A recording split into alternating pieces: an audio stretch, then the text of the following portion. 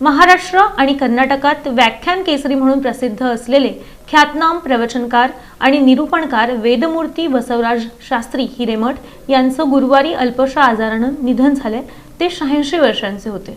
महाराष्ट्र आणि कर्नाटकात व्याख्यान केसरी म्हणून प्रसिद्ध असलेले ख्यातनाम प्रवचनकार आणि निरूपणकार वेदमूर्ती बसवराज शास्त्री हिरेमठ यांचं अल्पशा आजारानं गुरुवारी निधन झालं। मृत्यूसमयी ते 86 वर्षांचे होते। त्यांच्या पश्चात पत्नी, एक मुलगा, एक मुलगी, नातवंडे असा परिवार आहे। सोलापूर शहर आणि परिसरातील धार्मिक कार्यक्रमांमध्ये आपल्या खुमासदार कन्नड आणि मराठी मिश्रित निवेदन शैलीमुळे बसवराज शास्त्री सर्वांना परिचित होते। या शैलीमुळेच काशी जगद्गुरू डॉक्टर चंद्रशेखर शिवाचार्य महास्वामीजी यांनी बसवराज शास्त्री यांना व्याख्यान केसरी ही उपाधी दिली होती। विविध धार्मिक कार्यक्रमांमध्ये त्यांचा सक्रिय सहभाग असे। बसवराज शास्त्री हे गेल्या काही दिवसांपासून आजारी होते।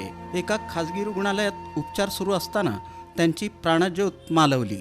ग्रामदैवत श्री शिवयोगी सिद्धरामेश्वर मंदिरातील गर्भगृहात त्यांनी 65 वर्षे अखंडपणे सेवा केली।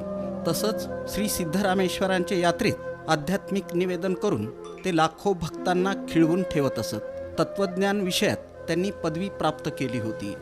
तसंच भवानीपेठ मराठा वस्ती येथील शिवगंगा मंदिरात त्यांच्या नेतृत्वाखाली नवरात्रोत्सव साजरा होत असे। बसवराज शास्त्री यांच्या निधनानिमित्त विविध क्षेत्रातील मान्यवरांनी श्रद्धांजली वाहिली।